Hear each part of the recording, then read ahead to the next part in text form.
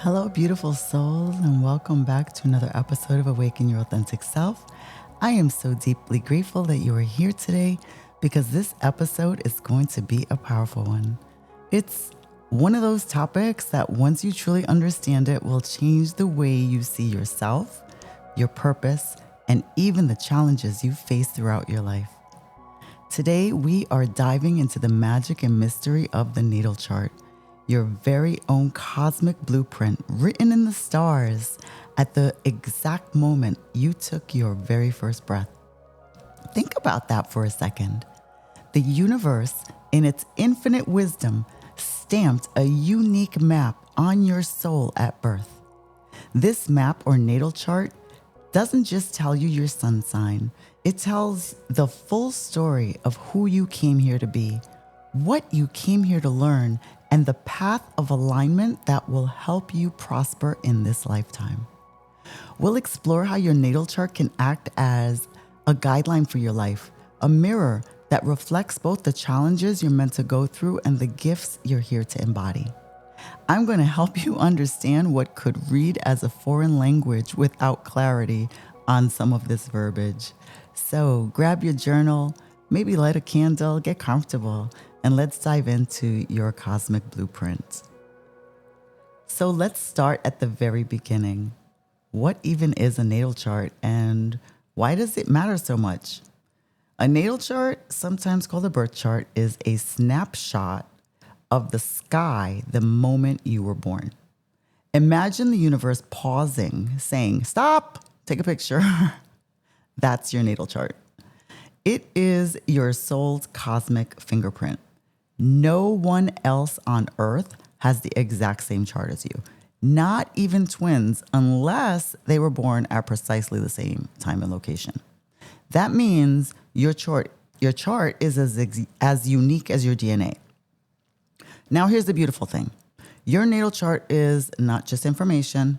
It really is a blueprint. It is a map your soul created before you were born.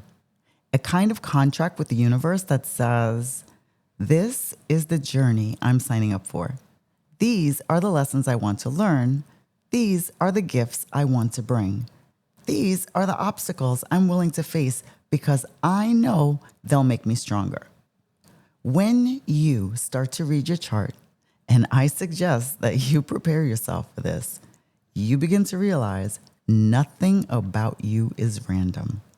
The quirks you've always had, the challenges that you've faced over and over again, the patterns that keep showing up in relationships or career, even the gifts that sound or feel like second nature to you, they are all written in the stars.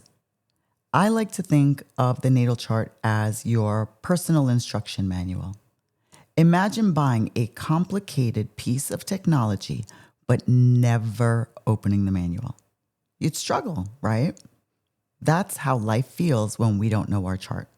But when we learn to read it, suddenly the buttons make sense, the functions become clear, and we realize, oh, this is how I was designed to operate? And here's the most important part. The chart doesn't lock you in. It's not fate in the sense of this will happen and you can't change it. No, it's more like a weather forecast. If it says rain, you can choose to bring an umbrella, or you can choose to ignore it and get yourself soaked. Either way, the forecast helps you navigate life more gracefully. So, when you use the chart as a guide, you begin to see your challenges not as random bad luck, but as soul assignments, or as I like to call them, tests. You recognize your gifts and you lean into them instead of minimizing them. And you align with your natural flow of energy so that prosperity and joy come more easily. Now, here's a story. Someone struggles for years in their career. They jump from job to job, never satisfied, always feeling like they're climbing the wrong ladder. When they take the time to read and evaluate their chart, it's clear that their north node is in the 5th house of creativity and their sun was in Pisces. This person was not meant to sit at a corporate desk. They are meant to create, inspire, and guide others spiritually. It's all in their chart. They just would need to see the blueprint. And that is why your natal chart is so powerful. It's not about predicting your future. It's about remembering who you are. So, all right, now that we understand the natal chart as a blueprint, let's zoom in on the 3 placements that everyone should know. That's your sun, your moon, and your rising sign. These 3 are like the holy trinity of your natal chart. If you only knew these, you'd already have a huge amount of self-awareness. The sun is your essence, your life force, your core self. It represents your conscious identity, the part of you that says, this is who I am. Think of the sun as the what of your life. What are you here to do? What fuels you? What makes you shine? When you live in alignment with your sun sign, you feel radiant, alive, magnetic. When you don't, you often feel drained or disconnected. An example, a Leo sun who doesn't allow themselves to be creative, playful, or in the spotlight will feel dim, like their light is turned down. But if they embrace their natural radiance, they light up everyone around them. Now, if your sun is your outer essence, your moon is your inner world. It rules your emotions, your intuition, your subconscious, and your inner child. The moon answers, what makes me feel safe? How do I nurture myself? What do I need on a soul level to feel whole? And here's the key. If you ignore your moon, you will always feel emotionally unfulfilled, no matter how much outer success you achieve. An example would be a Cancer moon needs deep emotional security, comfort, and home. If they ignore this and live a fast-paced, disconnected life, they would feel constantly restless. But if they honor their need for emotional connection and nurturing environments, they would flourish. Now, the rising sign or ascendant is the mask you wear to the world. It is your first impression, your approach to life, the lens through which you experience everything. If your sun is your soul and the moon is your heart, then the rising is the doorway to both of them. It colors everything about how you express yourself. Example, a person with Capricorn rising may appear disciplined, serious, and ambitious, even if their sun is playful Leo or dreamy Pisces. I myself am a Pisces sun with a Gemini rising. I've always been a good communicator and people are drawn to me and they see me as extroverted, which is generally not very Piscean, especially because at heart, I am the dreamy Pisces, often lost in my own world, spinning and smelling the flowers, and I most definitely enjoy my quiet time. But when I took the time to understand my chart, it definitely made all sense. It made sense to me because your rising sign is the filter others first see you through. But here's the deeper piece. Your rising sign is also the pathway to your soul's journey. It is how you step into your North Node destiny. So learning about your rising sign is like understanding the opening chapter of your life story. Let's put this together with an example. Say someone has Sun in Taurus, Moon in Scorpio, and rising in Libra.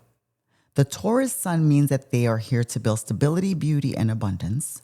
They thrive when they're grounded and connected to the earth. The Scorpio moon means that they feel emotions deeply, crave transformation, and often experience rebirth moments in their life. Their inner world is intense and powerful. The Libra rising would mean they walk into the world through the lens of harmony, relationships, and balance. People see them as charming, graceful, and diplomatic. Together, these big three paint a clear picture of a soul here to create beauty, Taurus, dive into emotional transformation, Scorpio, and express themselves through harmony and relationships, Libra. When you know your big three, it's like turning on the lights in the house of your soul. Suddenly, you understand your inner wiring in a way that feels affirming, empowering, and very liberating. Now, let's go a little deeper.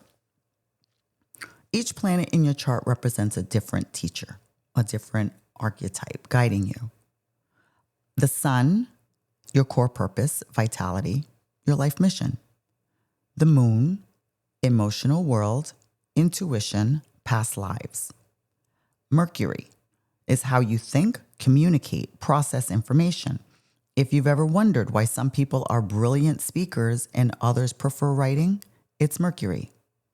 Venus, love, beauty, relationships, your values, and how you attract abundance. Mars, your drive, your ambition, how you take action. Jupiter is your blessings, expansion, opportunities, where you're gifted. Saturn is your challenges. That's where you'll find your karmic lessons and structure. Saturn gets a bad rap, but it's really the teacher that ensures your soul grows. Uranus, innovation, rebellion, breakthroughs, and sudden change. Neptune, spirituality, dreams, illusions, intuition. Pluto, transformation, power, death, and rebirth. That's the Phoenix energy. Each planet falls into a zodiac sign and a house, which colors its energy. Together, they create the symphony of you. Think of it like this. The signs are the costumes. The planets are the actors, and the houses are the stage.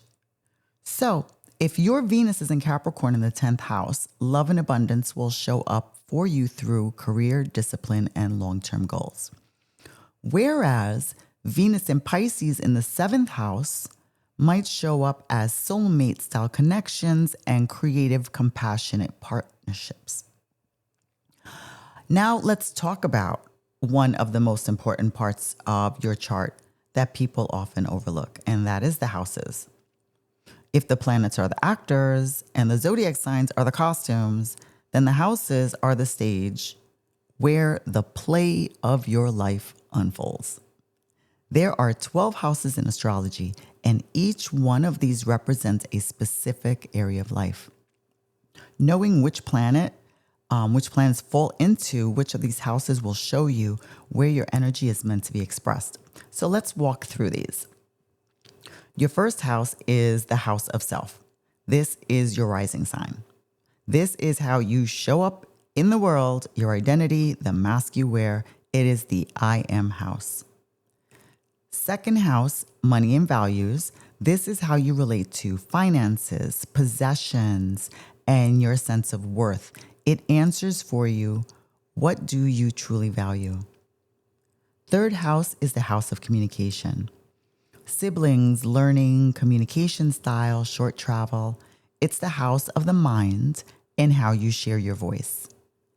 Fourth house is the house of home and roots, family, ancestry, your childhood foundation, and the kind of home that makes you feel safe. Fifth house is the house of creativity and joy, play, pleasure, romance, children, and your creative self-expression. They all live there. Sixth house is the house of daily work and health. This is routine, wellness, service, and the way that you organize your life. Seventh house is relationships, partnerships, marriage, soul contracts with others. It is the mirror house. What you see in others often reflects yourself. Eighth house is the house of transformation, shared resources, sex, death, and rebirth, power, and spiritual transformation. This is the house of alchemy. Ninth house is higher learning, travel, philosophy, spirituality, the pursuit of truth. It expands your mind and soul. The 10th house is your house of career and legacy, your reputation, your calling, and the impact that you make on the world. 11th house is community, friendships, groups, collective goals, social impact. This is where your soul tribe lives. And the 12th house is the house of the unseen. Dreams, spirituality, hidden enemies, the subconscious, the mystical realms, the house of endings that lead to beginnings. Now, here's the key. Where planets fall in your houses shows you where your soul's lessons and gifts will play out. For example, if Saturn is in your 7th house, relationships will be your greatest teacher. If Jupiter is in your 10th house, blessings will flow through your career and public image. All right, loves, let's talk about something, the juicy part of the natal chart that most people are both fascinated by and sometimes a little afraid of, are challenges. Because here's the truth. Your chart doesn't just show you the pretty, easy stuff. It shows you the tough spots, the resistance, the friction, the lessons that sometimes feel heavy. But here's the beautiful thing. Every single challenge in your chart is also a prosperity code. It is a doorway. It's not a punishment. It is an invitation to mastery. Think about it this way. If you went to the gym and only lifted weights that were easy, your muscles would not grow. Growth requires a little bit of resistance. And that's what challenging placements in your chart are. They are the cosmic weights your soul chose to lift in this lifetime. Let's look at a few, or talk about a few examples. Saturn placements. Saturn is often called the karmic teacher or the taskmaster. If you have Saturn in your 2nd house, you may struggle with money or self-worth early on.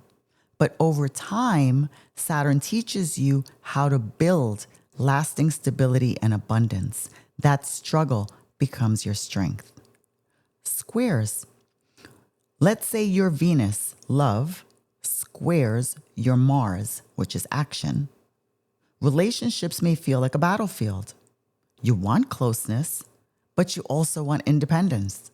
This tension forces you to learn balance, and once you do, you embody a magnetic harmony that others deeply admire. The 8th house, if you have heavy placements here, you might face loss, transformation, or deep psychological work. But the reward, you emerge like a phoenix, stronger, wiser, and able to help others through their darkest nights. Here's the reframe I want you to hold. The challenge is the medicine. These challenges are not accidents. They are like soul-designed puzzles.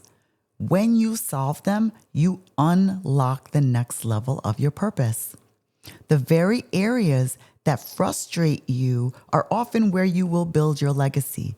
Your prosperity comes from walking through those fires and not around them.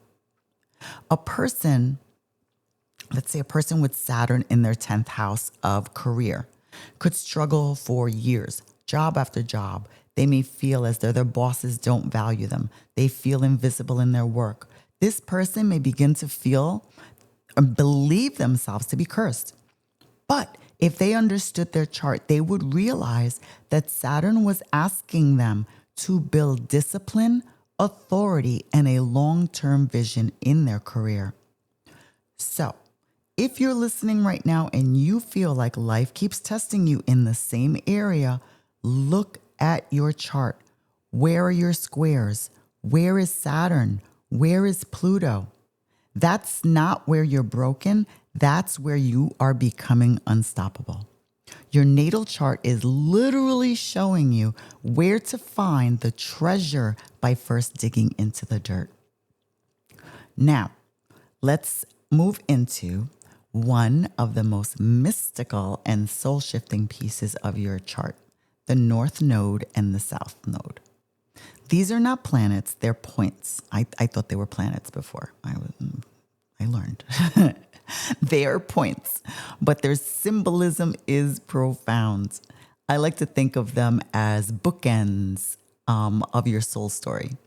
The South Node is your past. It's your comfort zone, your karmic patterns, your old skills and tendencies that you've brought into this life. It feels familiar because you've lived it. You've done it before. Now, the North Node is your future, your soul's destiny, the growth edge. It feels uncomfortable, sometimes scary, but it is where your fulfillment, purpose, and prosperity lie. Think of the South Node as your old neighborhood. You know every street, every store, it's cozy, but if you never leave it, you will never experience the world. The North Node is that brand new city that feels overwhelming at first, but once you explore it, it literally expands your entire life. So let's play with some examples here. South Node in Aries, North Node in Libra.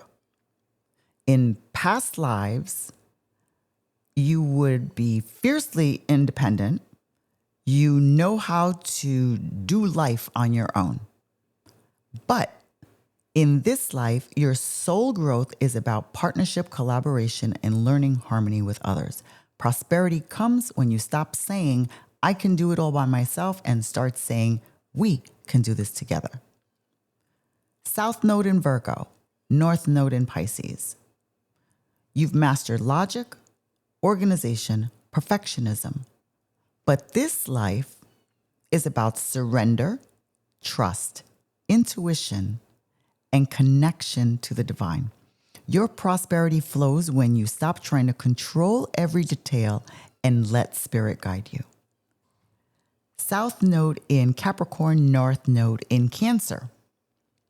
In the past, you lived for achievement, success, status. But this time around, your growth is about softness, family, nurturing, creating emotional security. Your prosperity comes not just from climbing ladders, but from creating a home within yourself. Notice how the North Node almost feels like the opposite of what you're comfortable with. That is by design. It is your soul stretching. Now, someone who has South Node in Leo, North Node in Aquarius, in past lives, they probably had been in positions of fame, leadership, being in the spotlight. Coming into this life, they would crave attention and validation, but it would probably leave you feeling empty. Now, if this individual leans into their North Node, Aquarius energy, serving the collective, community, humanitarian work, suddenly their life would start clicking. At this point, they would feel on fire with purpose. That is the secret of the nodes. The more you align with your North Node, the more alive you will feel. Even if it's uncomfortable at first, it is where your soul chose to grow. So if you're wondering, what is my soul purpose? Why am I here? Start with your North Node. It is your compass. The magic is this. Whenever you lean toward your North Node, you'll feel both scared and alive. That right there is the sign that you are walking your soul's path. Now, let's dive into one of the most fascinating parts of your chart, the aspects. Because here's the thing. Your chart isn't just a list of planets sitting separately in their own little boxes. No, they are in constant dialogue with one another. And that dialogue is what creates the flavor of your soul. I like to imagine the planets as characters at a dinner party. Each one has their own little personality. Yes, I can tell you I'm a Pisces. I'm in my own head. Venus is sipping wine and talking about love. Saturn is serious and reminding everyone about responsibilities. Thanks, Dad. Mars is passionate and fiery, and Neptune is dreamy and poetic. Now, the aspects show us, are these characters getting along? Are they clashing? Are they inspiring one another, or are they simply ignoring each other? Let's break it down into the main aspects that you will see in your natal chart. Conjunctions, that is 0 degree apart. This is when two planets are right next to each other, usually within 0 to 10 degrees. Their energies fuse together. Sometimes this creates a superpower. For example, Sun conjunct Mercury often makes a brilliant communicator. Your mind and your identity are one. Other times, it can feel intense, almost overwhelming. For example, Mars conjunct Pluto can create incredible willpower and intensity, but also struggles with control or anger if not balanced. Think of a conjunction as two roommates sharing the same room. They amplify each other. Whether that's comfortable or chaotic depends on the planets involved. Squares. Squares are a 90 degree apart. They're 90 degrees apart. They are like friction, two planets at cross purposes. They do not see eye to eye, so they push and they challenge one another.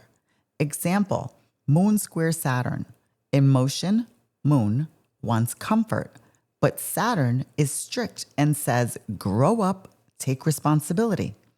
This can feel heavy emotionally, but it also creates incredible resilience and maturity over time. Another example, Venus square Mars. Venus wants harmony. Mars wants action. This can show up as tension in relationships or difficulty balancing love and independence. Squares can feel like internal tug of war. But here's the beauty. They create growth. They force us out of complacency and into mastery. Without squares, life would be way too easy and we would never evolve. Trines, they are planets that are 120 degrees apart. Trines create cosmic blessings. They are the cosmic blessings. They are like a gentle breeze at your back, pushing you forward with ease. Example, Jupiter trine Sun. This person tends to radiate optimism, confidence, and luck. Life tends to open doors for them. Another example, Venus trine Neptune. This can bring spiritual love, artistic gifts, and a natural sense of compassion. Trines are wonderful, but here's the catch. Sometimes we take those for granted. Because they come so naturally, we may not even notice them. They are like the talents we assume everyone has, when in fact, they are our personal gifts. Oppositions are 180 degrees apart. Oppositions are like a mirror, two planets facing off across the chart. This often shows up in relationships because it asks us to find balance between two extremes. Example, Sun opposite Moon. This can create inner conflict between your ego and your emotions, but it also gives you the ability to understand duality and integrate opposites. Another example, Venus opposite Uranus. You crave love and closeness. That's your Venus. But you also crave freedom and independence. Uranus. This can create and lead to hot and cold relationships until you learn how to balance both needs. Oppositions are not bad. They're just about integration. They ask you to see both sides and find the middle ground. Sextiles are 60 degrees apart. They are softer than trines. They show areas of opportunity, talents that you can develop with a little effort. Example, Mercury sextile Venus. This gives you charm and communication, but you have to practice using it. Or Mars sextile Jupiter. You have the opportunity to expand through action, leadership, or teaching. I like to say sextiles are like unopened gifts. You have to choose to unwrap them and then put them to use. So, how do the aspects affect your chart overall? Think of it this way. Conjunctions give you focus and intensity. Squares give you lessons and resilience. Trines give you natural ease and gifts. Oppositions give you mirrors for growth. Sextiles give you opportunities if you're willing to engage. When you start looking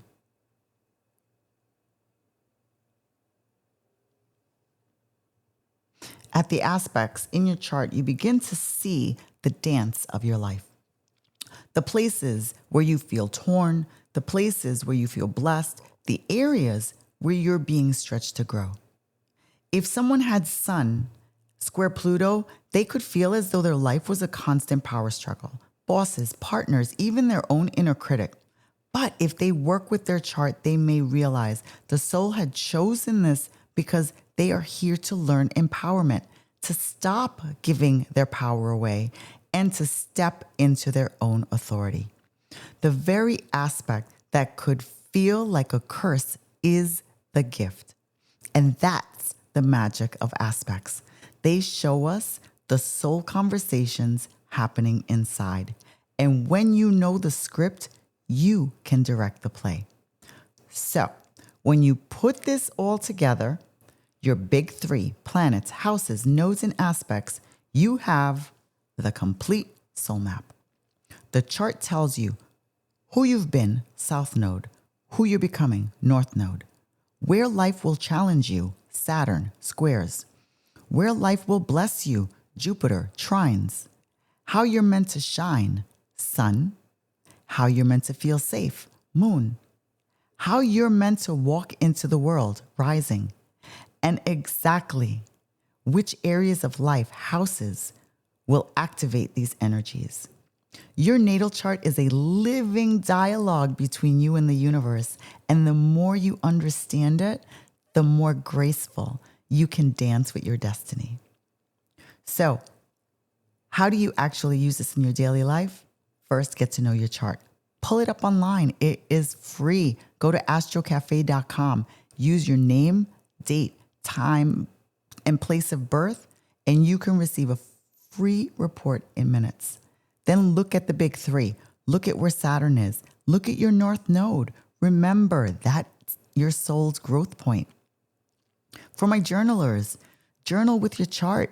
Ask yourself, am I living in alignment with my sun? Am I honoring my moon?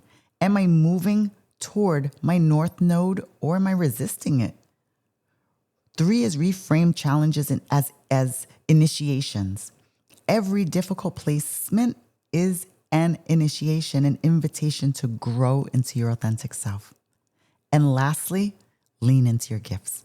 Where Jupiter is, where Venus is, these are your prosperity codes. Nurture them. And as we close today's episode, I want you to remember this. Your natal chart is not here to box you in. It's not about fate. It's about empowerment.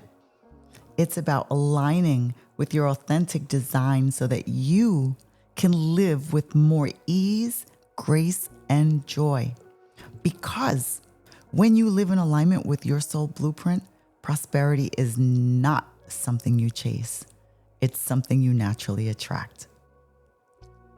Thank you, beautiful soul, for sharing your time and energy with me today. If this episode resonated with you, I invite you to share it with someone who you might think needs to hear this. And I would love to hear how your natal chart has been guiding you. Please reach out and share your reflections. Until next time, beautiful soul, remember, you are written in the stars and your path is divinely aligned.